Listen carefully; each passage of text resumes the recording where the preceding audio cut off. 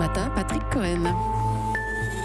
À la une ce matin, des fleurs, des dessins, des petits mots de sympathie et de solidarité. Les gendarmeries de France ont reçu plusieurs milliers de messages pour saluer le sacrifice du gendarme Beltrame. Hommage national ce matin avec la sonnerie aux morts et le discours du président Macron dans la cour des Invalides. Ce soir, autre moment d'union nationale, une marche blanche après le meurtre de Mireille Knoll et la thèse d'un crime antisémite. Mais le président du CRIF crée la polémique en affirmant que Le Pen et Mélenchon ne sont pas les bienvenus. Dans ce journal, une visite chez les fonctionnaires de Bercy, chargés de traquer les fraudeurs du fisc. Le gouvernement promet des moyens supplémentaires.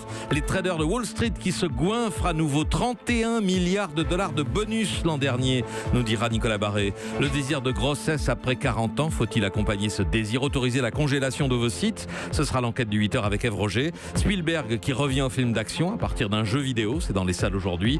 Et à 8h15, le ministre de l'Éducation Jean-Michel Blanquer qui promet l'école pour tous dès 3 ans. Pourquoi? Comment? Il sera en direct avec nous.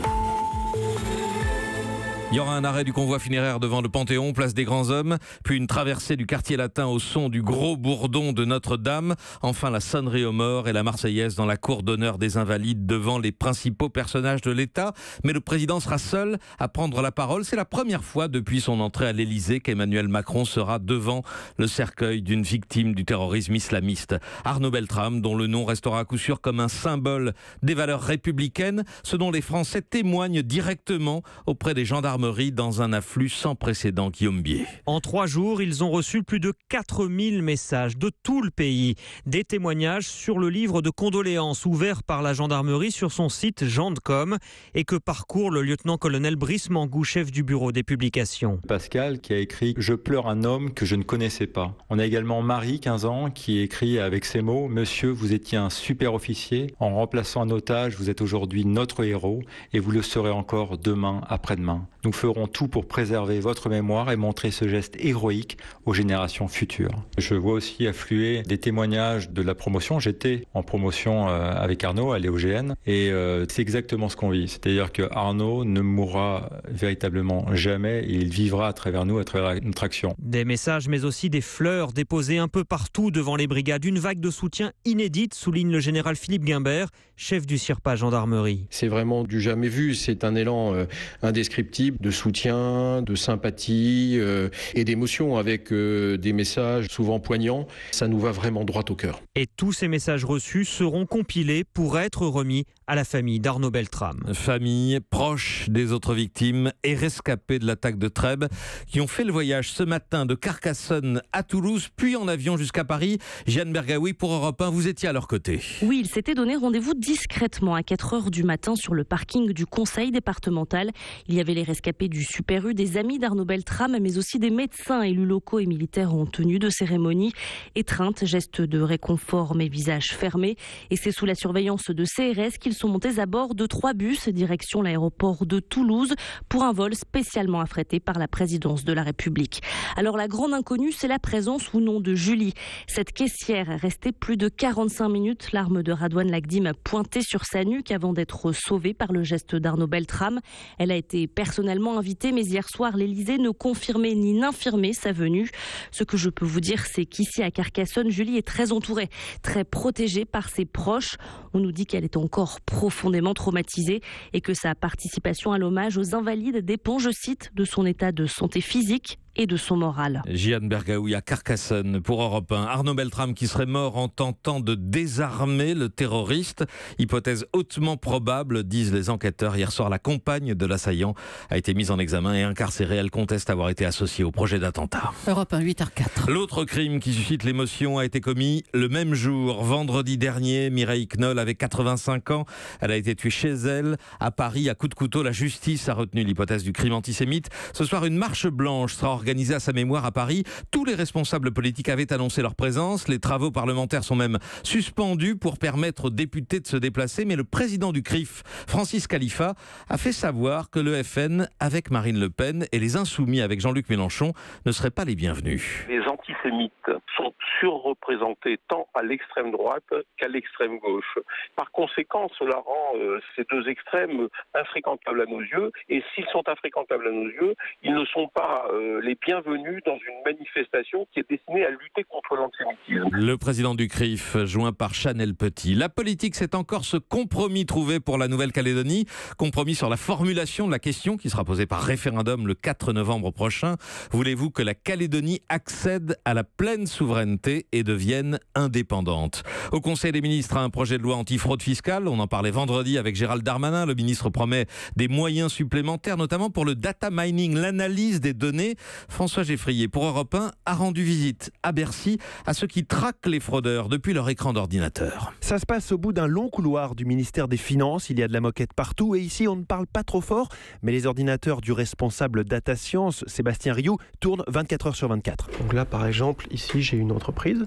Si je clique ici, ça me permet de voir à la fois qu'une entreprise ait des parts dans une autre en fait. Donc j'ai accès aux dirigeants, je peux avoir accès aux numéros de téléphone que les entreprises ont renseignés, des comptes bancaires, déclaration de TVA. Ça nous permet de construire des réseaux en fait. Et au sein de ces réseaux, on va regarder s'il n'y a pas des fraudes qui apparaissent plus souvent que d'autres au sein de ces mêmes réseaux. Les logiciels sont capables de dresser le portrait robot des fraudeurs, un travail qui permet de cibler les contrôles fiscaux au lieu de frapper au hasard, explique Philippe Schall de la direction des finances publiques. Il y a environ 3 millions d'entreprises qui déposent des déclarations. Il n'y a que 50 000 contrôles fiscaux chaque année. Ces travaux d'algorithmie ne représentent moins de 10% des contrôles fiscaux, donc moins de 5 000 contrôles.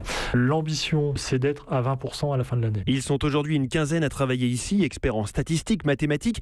Ils seront 2 fois plus nombreux dans quelques mois pour piéger plus de fraudeurs grâce aux algorithmes et aux lignes de code informatique qu'ils ne cessent de perfectionner. Reportage de François Geffrier pour Europe 1 à Bercy. Et pendant ce temps, à Wall Street, c'est Broadway, comme si la crise n'avait jamais eu lieu. Nicolas Barré, les bonus se chiffrent en dizaines de milliards. Ils sont 175 000 banquiers et traders à Wall Street, l'équivalent de la population du Havre, la ville d'Édouard Philippe.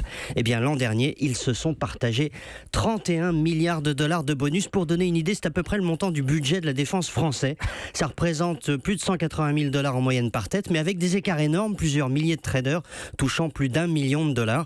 Alors, ces bonus reflètent certes la très bonne santé des banques américaines, mais ils inquiètent le patron de la Réserve fédérale de New York. La Banque centrale a demandé une mise au point aux banques et rappelé surtout que les comportements des traders à la recherche de profits de court terme avaient précipité la crise financière mondiale de 2008. Ben oui, on avait promis de plus recommencer. En clair, vous nous dites, Nicolas Barré, que les leçons de la crise n'ont pas été tirées. Alors, il y a bien eu quelques changements. Les bonus sont souvent étalés sur plusieurs années, notamment en Europe, pour mieux refléter la performance sur la durée.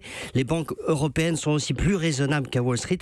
Mais enfin, il y a un indice que tout le monde a remarqué à Wall Street. Le montant des bonus a retrouvé le niveau de la dernière année avant l'effondrement du système financier, peut-être le signe avant-coureur d'une nouvelle secousse majeure. Merci Nicolas Barré des Échos. Encore un mot à l'étranger. Kim Jong-un est en voyage d'affaires à Pékin, sa première visite à l'étranger. Le Nord-Coréen confirme la dénucléarisation de son pays et sa rencontre avec Trump en mai prochain. Europe 1. 8h09, la suite du journal, Patrick Cohen. Un enfant si je veux, quand je veux. Vous connaissez le slogan. Les femmes auront-elles bientôt le droit de congeler leurs ovocytes en prévision d'une grossesse ultérieure? Question en débat en ce moment aux États généraux de la bioéthique.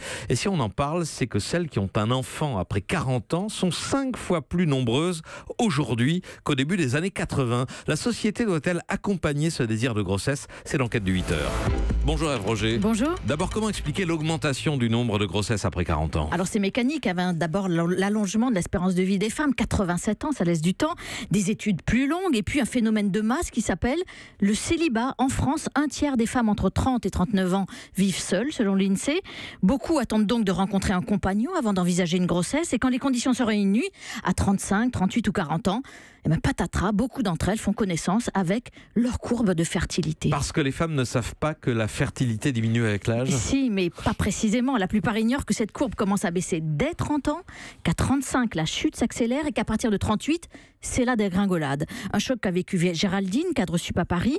Elle a rencontré son chéri, comme elle dit, à 36 ans, décidé d'avoir un enfant à 37, sans savoir que ses chances étaient divisées par 4. Aujourd'hui, elle a 39 ans et elle est toujours sans enfant. J'étais pas du tout renseignée ni rien. J'aurais aimé que mon médecin se soucie un peu plus de ma fertilité et je lui en veux, ne serait-ce qu'à ce moment-là, de ne pas avoir dit « Vous avez 37 ans, on va peut-être faire un peu des tests ». Quand il a vu que ça ne marchait pas, de ne pas avoir pris la gravité de la situation tout de suite et de dire « Non, c'est bon, on va laisser faire la nature ». Non.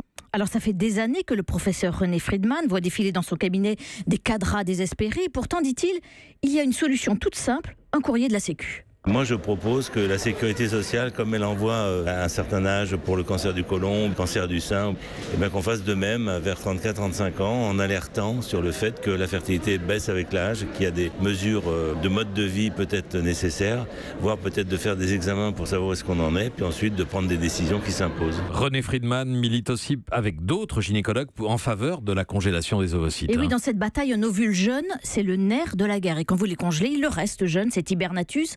La science permet cette opération depuis 2009.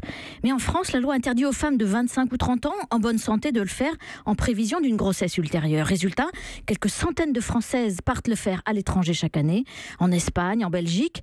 Alors j'ai rencontré Larissa à 30 ans, direction Bruxelles. Ça enlève un poids de se dire qu'on n'a plus la pression de l'horloge biologique. Ça calme un peu la frénésie de cet âge-là où on se dépêche, on fait les choses dans la précipitation. Faire un enfant, c'est pas quelque chose qui se fait à la va-vite ou avec le couteau sous la gorge. C'est un peu comme un don d'ovocytes à soi-même. Alors c'est un soulagement à 4 000 € quand même. Alors autoriser la congélation des ovocytes ou pas, rembourser l'acte ou non, tout cela est en débat aux États généraux de la bioéthique. Et le comité d'éthique justement vient tout juste de changer d'avis en faveur de cette opération de convenance. Ça donne quand même une indication sur la future loi attendue pour la fin de l'année. L'enquête du 8h signée Ève Roger. Merci beaucoup Ève. Cinéma avec la sortie aujourd'hui du nouveau Spielberg Ready Player One, film de science-fiction, ode à la pop culture. Mathieu Charrier. Nous sommes en 2045. La vie sur Terre est devenue très dure. La majorité de la population s'entassant dans des sortes de bidonvilles. Mais pour se divertir, elle a un jeu. C'est l'Oasis. L'Oasis, où chacun ou presque est inscrit, menant une vie parallèle, lunettes de réalité virtuelle vissées sur le nez, s'entretuant aussi pour gagner quelques pièces et s'offrir des objets ou costumes toujours virtuels. Les gens viennent dans l'Oasis pour pouvoir faire ce qu'ils veulent, mais ils y restent pour pouvoir être ce qu'ils veulent. Sauf que le créateur de ce jeu vient de mourir, laissant une vidéo dans laquelle il explique qu'un œuf géant est caché dans le décor et que celui qui le retrouvera deviendra actionnaire majoritaire de cette oasis. Début d'une quête avec d'un côté Wade, jeune geek attachant, accompagné de 4 de ses amis qui veulent préserver l'indépendance de leur jeu. Et face à eux, une multinationale qui, elle, a recruté des bataillons de joueurs pour tenter d'en prendre le contrôle. Alors les énigmes se résolvent surtout à coups de questions sur l'univers pop. Il y a notamment du Van Halen. On y parle des premières consoles Atari ou de Shining de Stanley Kubrick. Les adolescents des années 80 s'amuseront à repérer les références. Les autres vivront un grand film d'aventure, Steven Spielberg restant à 71 ans, le maître en la matière. Mathieu Charrier. Europe 1.